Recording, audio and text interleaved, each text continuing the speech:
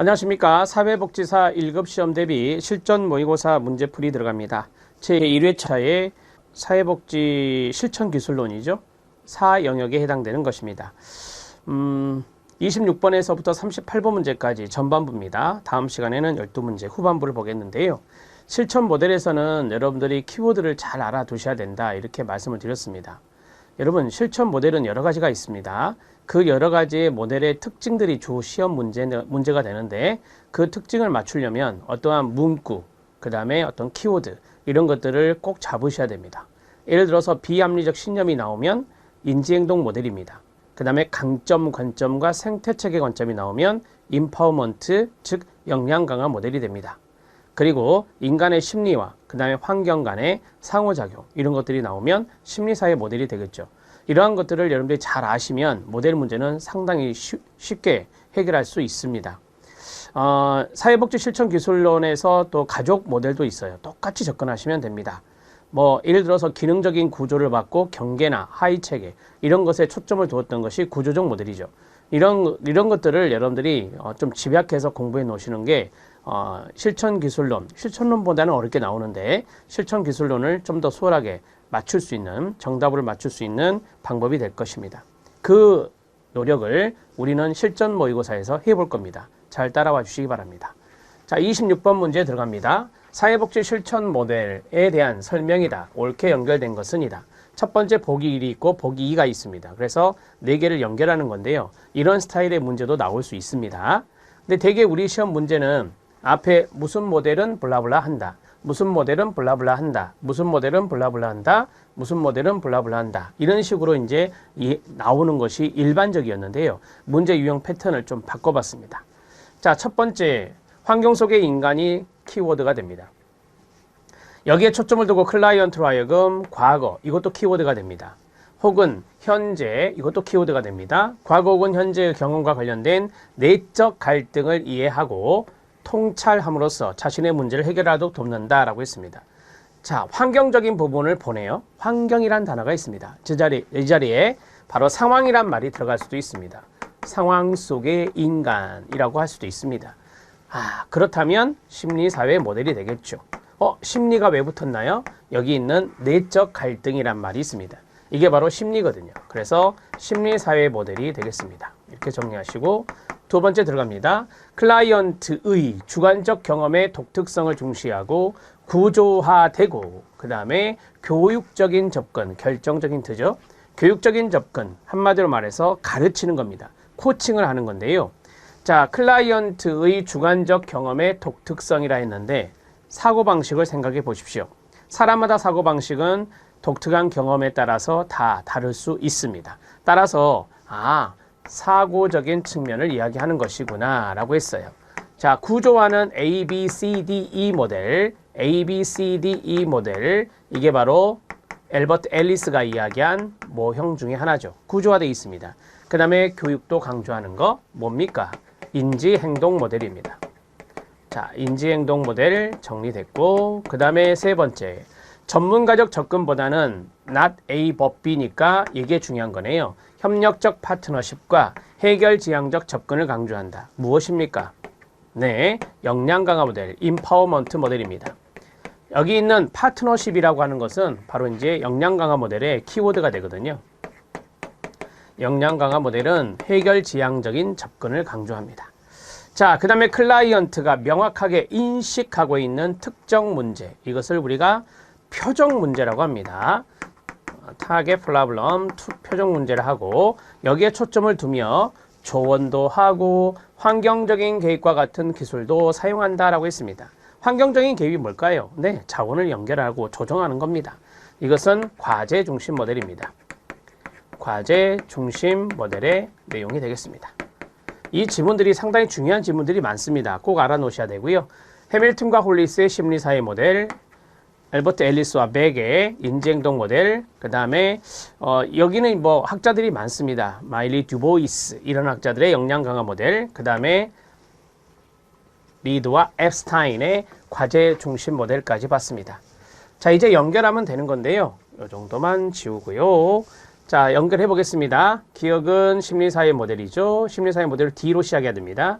자, D로 시작했습니다. 여기 있네요. 그 다음에 두 번째는 인지행동 모델 B로 되어 있네요. 두 개. 자, 세 번째가 결정적인 건데 C가 여기 있네요. 답은 3번이 되겠습니다. 이렇게 정리하시면 되겠습니다. 자, 이제 27번 문제 들어갑니다. 이거는 이제 가족입니다. 가족 대상 사회복지 실천 모델들이 많습니다. 주요 기법의 연결이다. 대개 우리 시험에 가족치료 모델은요, 기법 문제가 많습니다.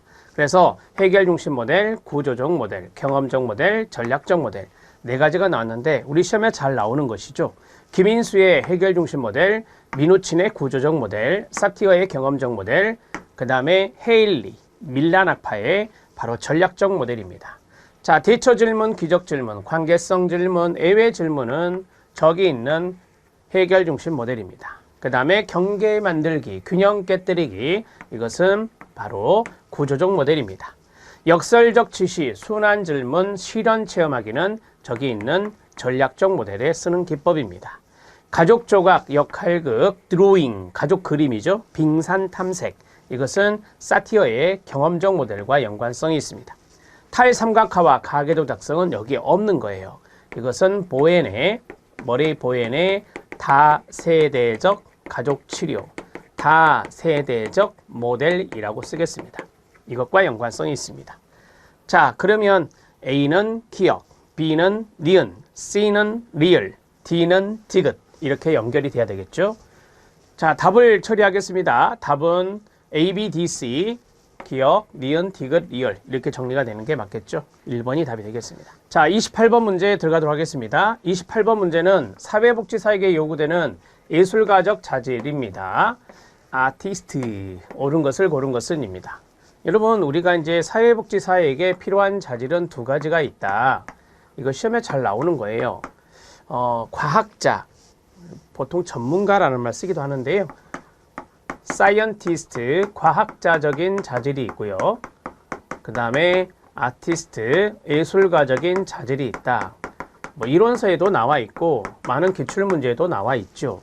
제가 말씀드렸다시피 이론과 지식의 겸비, 이론과 지식의 겸비가 나오면 바로 과학자적 자질이다. 전문적 관계, 사회적 현상에 대한 지식 나왔습니다. 개인적 가치 창의성, 이게 바로 과학자적 자질이 되겠습니다. 이렇게 정리를 할 수 있겠죠. 자, 전문적인 관계를 형성하는 것, 개인적인 가치, 신념, 창의성 이런 것들이 다 예술가적 자질이 됩니다. 기억과 디귿과 리을이 답입니다. 2번이 답이 되고요.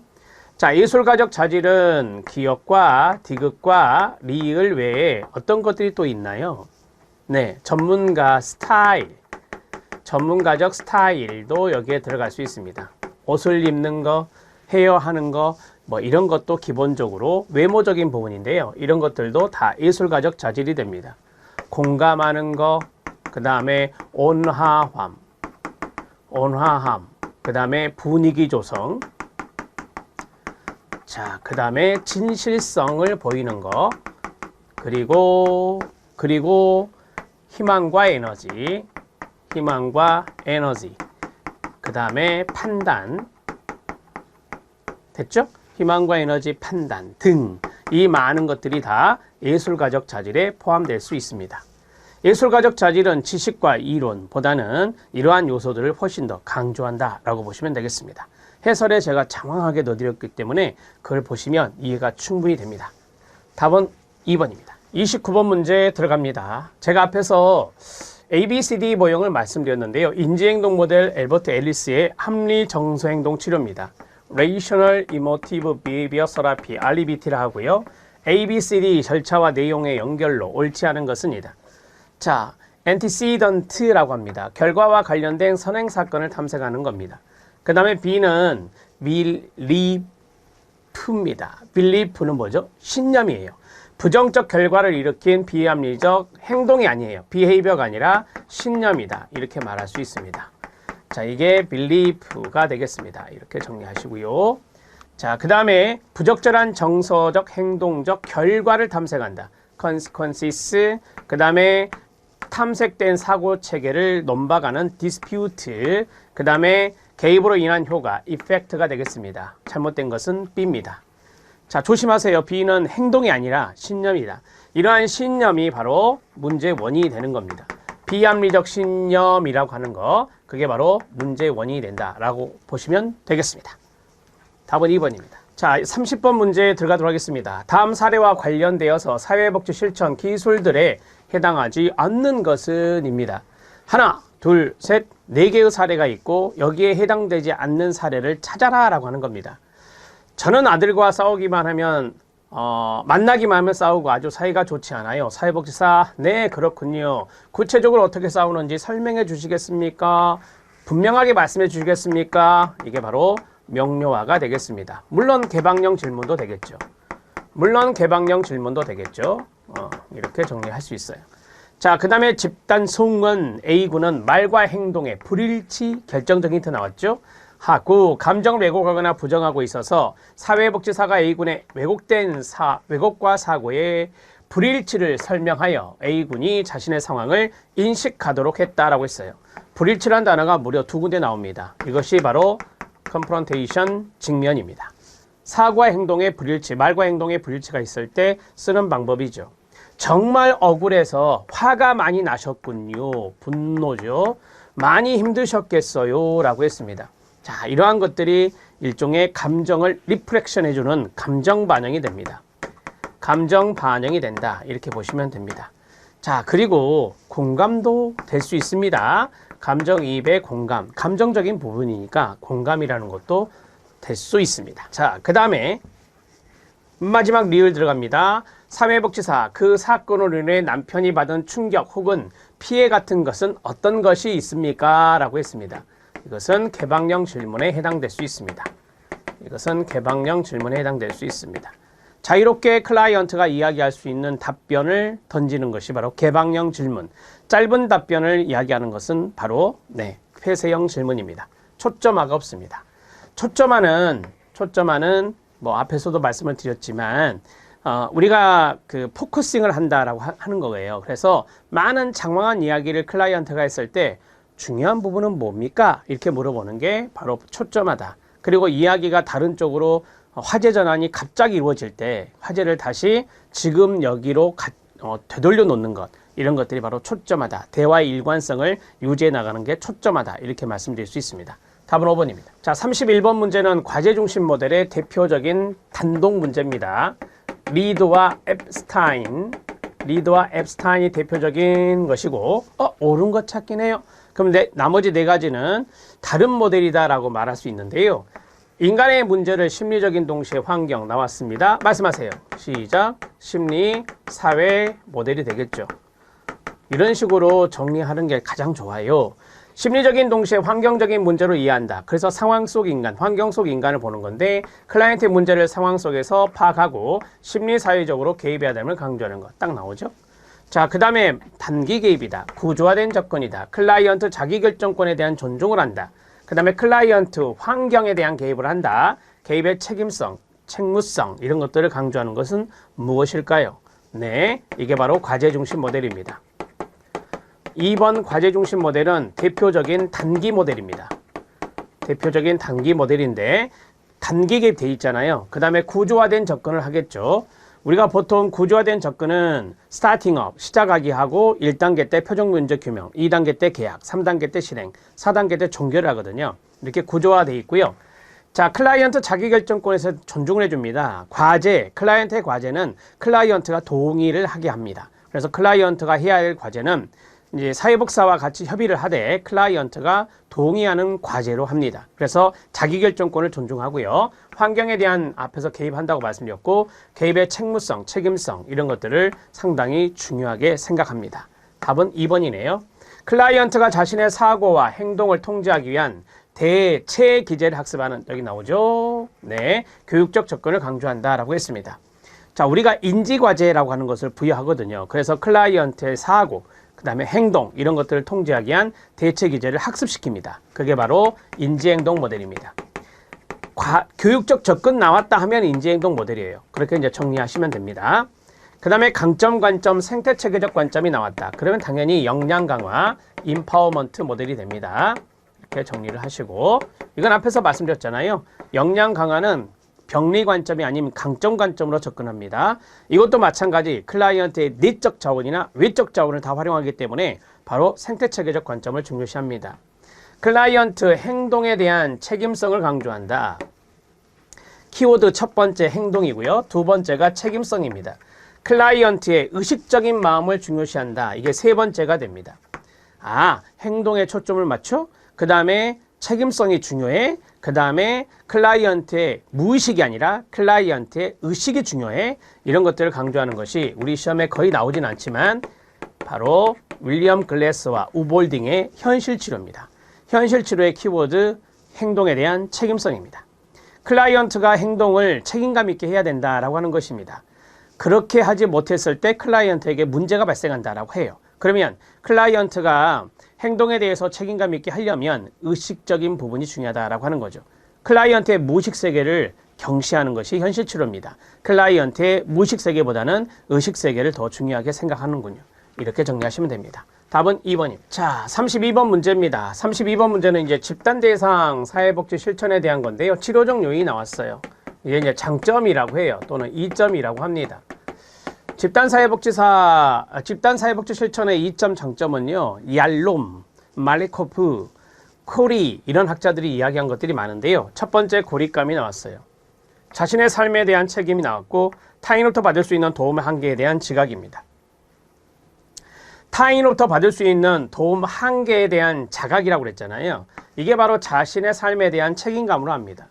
자, 쉽게 말하면 이런 거예요. 집단 송원들이 집단 대상 사회복 실천이니까 집단 송원들이 집단 프로그램을 쭉 하던 중에 내가 타인한테 도움을 받는 데는 한계가 있구나. 이런 것을 자각을 하면서 바로 자신의 삶에 대해서 책임을 진다. 즉, 이 문제에 대한 궁극적인 책임은 자신에게 있다는 것을 아는 겁니다. 그래서 이 두 가지가 연결되는 거고요.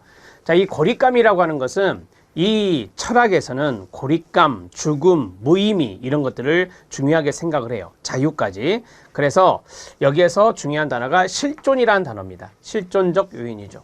실존이라고 하는 것은 인간의 자신의 존재의 의미, 존재 가치 이런 것들을 강조하는 것이에요. 실존주의 상담이라는 것도 있고요. 실존 치료라고 하는 것도 있는데 자, 여기에서 중요하게 생각하는 것이 뭐냐면 자기가 존재하고 있는 의미 있잖아요. 그것을 탐색하고 그것을 자각하는 게 상당히 중요하거든요. 그래서 이슈로 들어오는 것이 뭐냐면 자유로움, 그 다음에 고립, 그 다음에 죽음, 마지막은 무의미 이런 것들이에요. 그래서 이러한 것들이 이제 실존주의에서 상당히 중요한 키워드들이거든요. 그래서 고립감이라고 하는 것이 툭 들어간 겁니다. 답은 5번입니다. 이렇게 정리하시면 돼요. 이타성은 다른 사람에게 도움을 주는 거고요.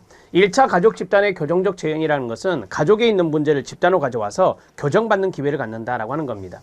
희망 고치는 집단원들의 이야기를 듣고 희망을 느낀다라고 하는 겁니다. 문제 일반화 이게 시험에 잘 나오죠. 우리는 한 배를 탔구나.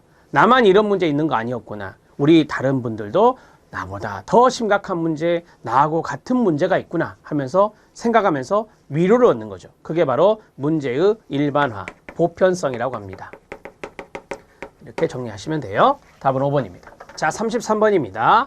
임파워먼트, 강점, 관점, 뭐이란 말로 쓰긴 쓰는데 우리 시험의 대표 용어는 이거예요. 임파워먼트예요. 자, 여기에 관한 설명으로 옳은 것을 고른 것은입니다. 첫 번째, 강점, 관점에서 끊고 클라이언트 돕는 목적은 끊고 행동, 감정, 사고 등의 부정적이 나왔네. 부정적인 개인적 사회적 결과와 증상이 나왔네. 이것을 감소시키는 것이다. 강점, 관점 아니죠? 이건 병리 관점이죠. 병리 관점.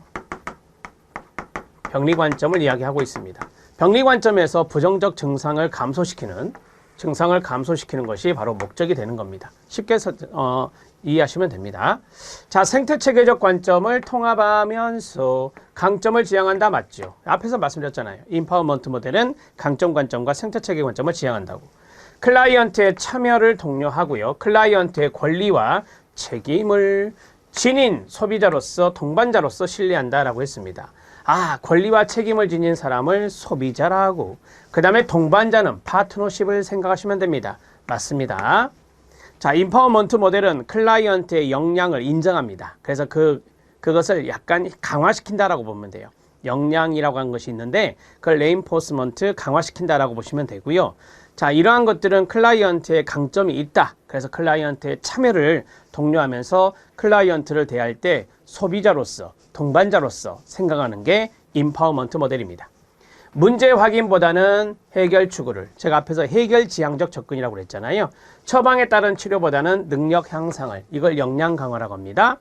전문가의 전문적 능력보다는 협력적 동반자 관계를 강조하나요? 네, 맞습니다. 제가 가로친 것만 읽어봐요. 시작. 문제 해결 추구, 능력 향상, 협력적 동반자, 이렇게 나오면 바로 임파워먼트 모델입니다. 자, 니은, 디귿, 리을이 맞죠? 요 세 가지가 맞고 기억은 병리 관점의 내용이었습니다. 답을 해결합니다. 1번이 답이고요. 34번 문제 들어갑니다. 자, 집단의 유형에 관한 설명인데 옳지 않은 것은 이다.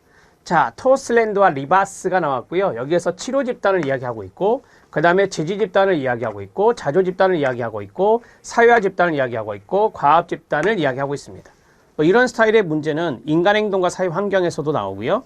그 다음에 우리 집단 사회복지 실천에도 나옵니다. 실천 기술론이죠. 토슬랜드 리바스는 치료 집단을 저는 이렇게 외워요. 사, 교, 성, 치유, 지지. 자, 사교성, 치유, 지지. 사교성, 치지 이렇게 외우셔도 돼요. 사교성, 치지 이렇게 외우셔도 되는데, 자, 지지 나왔고요. 그 다음에 교육 나왔고요. 성장, 치유, 사회화 집단을 구분하고 있다. 맞죠? 이해되셨죠? 사회화 집단, 교육, 성장, 치유, 지지 집단입니다. 지지 집단은 일상생활하면서 겪는 다양한 문제들에 대처할 수 있는 힘을 향상시키기 위해 집단으로부터 지지를 받기 위한 집단이다. 네, 맞아요. 대개 이제 지지 집단의 사례까지 아시면 좋아요. 지적 장애아를 둔 부모들이 있다. 상당히 다양한 문제들을 만날 수 있겠죠. 거기에 대처할 수 있는 힘을 갖기 위해서 지적 장애아를 둔 부모님들이 서로 지지받을 수 있겠죠. 자, 지적 장애아를 둔 부모들의 모임. 이게 사례가 될 수 있겠습니다. 지지 집단의 사례입니다. 자조 집단 들어갑니다. 집단에 주도합니다. 이끌어가고 사회복사 역할은 적극적이지 않습니다. 제한적이다라고 하죠. 그래야 셀프 헬프가 되는 겁니다. 대표적인 집단은 익명의 단주 모임입니다. 익명의 단주 모임입니다. AA라고 하죠. 자, 사회화 집단은 사회심리적인 건강에 동그라미 1, 향상시키는 데 초점을 두며 자신의 성장기회에 동그라미 2, 성장기회로 집단을 활용하는 사람들이 구성된다. 이것은 성장집단입니다.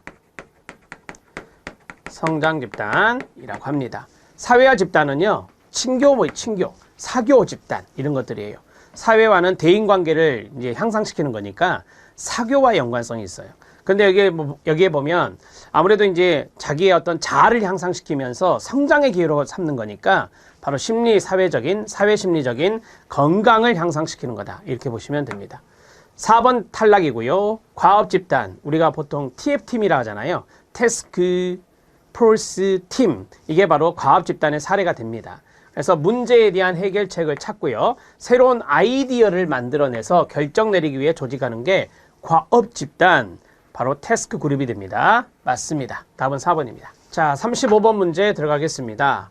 집단사회복지 실천의 문제인데 초기 단계에서 치료적 요소를 촉진 나왔어요.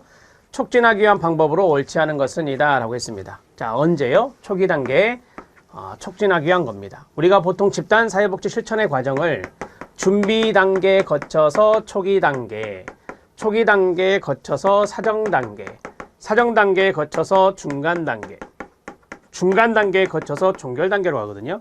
자, 이걸 이야기하는 겁니다. 자, 치료적 요소를 촉진하기 위해서 초기 단계에 할 수 있는 방법. 첫 번째, 집단사회복지 실천의 방향, 목표, 규범 이런 거 정하면 좋겠죠? 오케이. 자, 처음으로 만나요, 집단원들이. 그래서 여기서 목적을 설명하고 목표를 설명하고 방향을 설명하고 집단의 규범을 정하면 좋죠. 집단사회복지 실천에 대한 책임이 집단원에게도 있음을 알려줄 필요가 있나요? 네, 맞습니다. 사회복지사만의 책임이 아니다. 집단원들의 책임도 있다라는 것을 알려주면 좋겠죠. 저항을 표출하는 집단의 행동은 뭐한다? 수용한다. 네, 맞습니다. 이때 저항하는 집단원 나타날 수 있어요. 그러면 그거를 있는 그대로 받아들여 줘라라고 하는 겁니다. 사회복지사의 자기개방 적절하지 않나요? 아니죠. 이 초기 단계 때는 사회복지사의 자기 개방이 필요하죠. 자기 개방이 필요하다. 자, 되게 이제 집단원들이 처음에 만나면 좀 우리가 보통 속된 말로 서먹서먹하다라고 하잖아요. 친하진 않죠. 그래서 집단사회복지사에서 어느 정도 적절하게 자기 개방을 해주면 그 집단원들도 이제 자신을 표현하기 시작하죠. 자, 집단사회복지사가 자신의 감정을 표현하는 방법을 보여준다. 예, 맞습니다. 자신의 감정을 표현하는 방법을 보여준다라고 했는데 일종의 이제 이것을 시범이라 하고 아까 말씀드렸던 자기 개방이라고 말할 수 있잖아요. 자기 개방이라고 말할 수 있어요. 자신의 감정을 표현할 수 있는 것을 알려주는 것, 이런 것들이 이제 일종의 시범이 될 수 있고 자기 개발이 될 수 있고 이러면서 이제 초기 단계가 좀 촉진되는 요소가 있겠죠. 아무래도 이제 감정적인 부분을 많이 표현해내는 것이 중요하니까요. 답은 4번입니다. 자, 36번 문제 들어가겠습니다. 어렵지 않습니다. 다음 보기가 설명하는 사회복지 실천의 접근 방법은 뭐냐? 인지행동 접근 방법, 클라이언트 중심 접근 방법, 심리사회적, 과제 중심적, 역량 강화입니다. 이게 뭘까요? 클라이언트 중심적 접근 방법은 칼 로저스가 이야기한 인간 중심 모델을 말합니다. 칼 로저스가 말한 인간 중심 모델을 말합니다.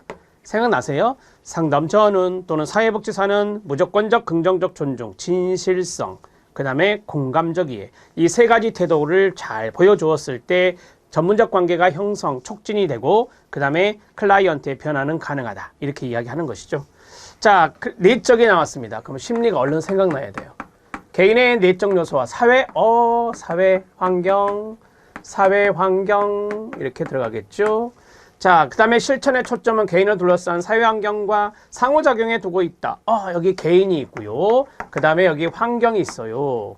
자, 개인을 person, 환경은 environment라 하죠. 이 두 가지의 상호작용이 중요하다네요. 그 다음에 개인이 가진 현재의 기능은 과거 사건에 영향을 받는다는 입장이다 라고 했어요. 제가 앞에서 과거도 중요하다라고 했었잖아요. 자, 조금 나가면 이게 심리사회의 모델이거든요. 이게 심리사회의 모델인데 심리사회 모델의 기법들이 있어요. 이 기법 중에 반성적 고찰이 있어요. 반성적 고찰. 뭐뭐에 대한 반성적 고찰이 있어요. 이게 세 가지가 있거든요. 반성적 고찰이 세 가지가 있는데 듣기만 하세요.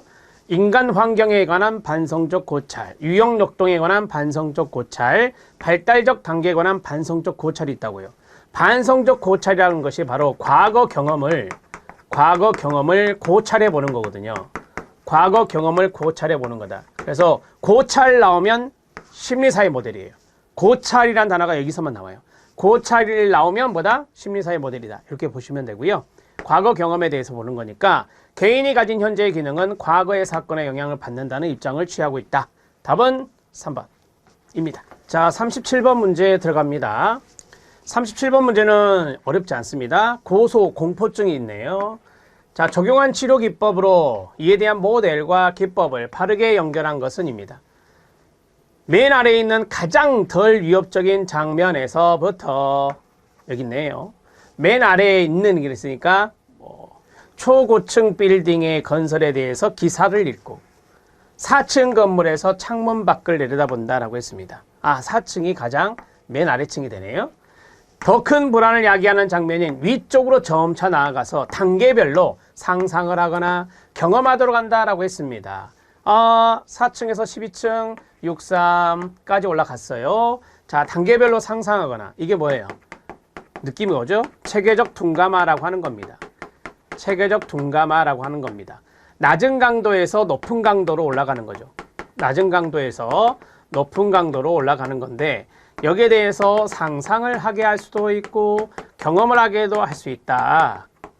이게 체계적 둔감화입니다. 그럼 체계적 둔감화는요, 행동적 기법이라고 해요. 행동적 기법 안에 들어갑니다. 자, 그러면 무슨 주의? 행동주의 모델에서 쓰겠죠. 행동주의 모델에서도 사용하고 그 다음에 인지행동 모델 쓰죠. 인지적 기법, 행동적 기법, 정서적 기법 모두 다 쓰기 때문에 인지행동 모델도 여기에 들어갈 수 있습니다. 자, 그리고 찾으시면 돼요. 정신역동 모델 반동영성 아니고요. 인지행동 모델 시연 아니고요. 인지행동 모델 체계적 둔감화 맞나요? 네, 맞습니다. 여기 아니에요. 심리사회 모델에서는 체계적 둔감화 쓰지 않습니다. 답은 죄송합니다. 여기입니다. 이거 아니에요. 자, 37번의 답은 3번입니다. 37번 문제, 네, 3번을 처리하시면 됩니다. 자, 38번 문제 들어가도록 하겠습니다. 38번 문제는 사회복지 실천 모델의 기본 과정과 주요 개입 기술인데요. 박스형의 문제입니다. 그래서 앞에 기역, 니은, 디귿, 리을이 있는데 여기서 옳은 것을 이제 찾아내는 거예요. 이렇게 찾아내는 건데, 사회복지 실천의 기본 과정, 주요 개입 기술. 자, 여기에 기본 과정이 나와 있고요. 그 다음에 주요 개입 기술이 있고 앞에는 모델이 있습니다. 옳게 나열된 것은. 약간 어려울 수도 있는데요. 기억에 보면 이 인지란 말이 들어있어요. 이게 이제 하나의 힌트가 됩니다. 인간은 개인적, 환경적, 인지적 영향력 사이에서 끊임없이 상호작용하면서 행동하는 존재다. 자, 이렇게 기본 과정을 보고 있는 것은 심리사회 모델이 아니고요. 인지란 말이 들어갔잖아요. 그래서 인지행동 모델이다. 이렇게 보시면 돼요. 제가 방법을 가르쳐 드리고 있습니다. 자, 그리고 주요 개입 기술의 인지 재구조와 인지를 바꾸는 재구조화 기술이 있겠죠. 이건 맞아요. 이 부분은 맞고 저기 앞에를 인지행동 모델로 해주면 됩니다. 자, 그 다음에 여기 인간은 누구나 문제 해결 능력을 가지고 있고요. 변화는 불가피하다라고 해요. 네, 이게 이제 해결 중심 모델에서 사용하는 기본 가정 원리라고 하죠. 인간은 누구나 문제 해결 능력을 가지고 있으니 변화가 이루어진다라고 하는 것을 이야기하는 거고요. 예외 질문 맞습니다. 예외 질문이 해결 중심 모델의 기법 중에 하나죠. 즉, 지금이 문제인데 예외적인 상황, 문제가 없었던 상황에 대해서 질문하는 방법이에요. 자, 여기 보면 인간의 현재 행동이란 말이 있어요. 현재 행동을 이해하기 위해서 앞에서 바로 했죠. 과거 경험에는 탐색이 중요하다. 그럼 이거는 인지행동이 아니죠. 심리사회 모델, 발달적 고찰 나오면 뭐라고요? 심리사회 모델이다. 이렇게 말씀드렸습니다. 그러니까 이거는 앞에 인지행동 모델이 심리사회 모델로 바뀌어야 돼요. 그러면 기억과 디귿이 바뀌었네요. 이렇게. 그죠? 모델을 바꾸면 됩니다. 자, 그 다음에 인간은 감당하기 어려운 상황에 직면하게 되면 이게 위기잖아요. 균형 상태가 깨져서 혼란 상태에 놓이게 된다. 그게 바로 위기 개입 모델의 기본적인 가정이 될 수 있겠습니다. 근데 관계성 질문 아니에요. 관계성 질문 아닙니다. 자, 위기 모델에서는 어떤 정서적인 지지 이런 것들이 기본적으로 들어갑니다. 그래서 여러분들 해설해 보면 정서적 지지, 그 다음에 정서적 지지하고 직접 변화 기술 이런 것들이 있는데 정서적 지지 하나 정도만 하시면 됩니다. 정서적 지지, 위기 개입의 정서적 지지 기술 이렇게 정리를 하시죠. 그러면 니은 하나 맞네요. 그렇죠? 옳게 나열된 것은 니은 3번이 답이 되겠습니다. 자, 이렇게 해서 정리를 했습니다. 38번 문제까지 이번 시간이고요. 39번 문제부터 다음 시간에 보도록 하겠습니다. 39번 문제는 컴튼과 갤러웨이의 실천체계 사례 문제네요. 이것도 6체계로 구분할 줄 아는 능력이 필요해야 되겠습니다. 다음 시간에 12문제 풀겠습니다. 수고하셨습니다.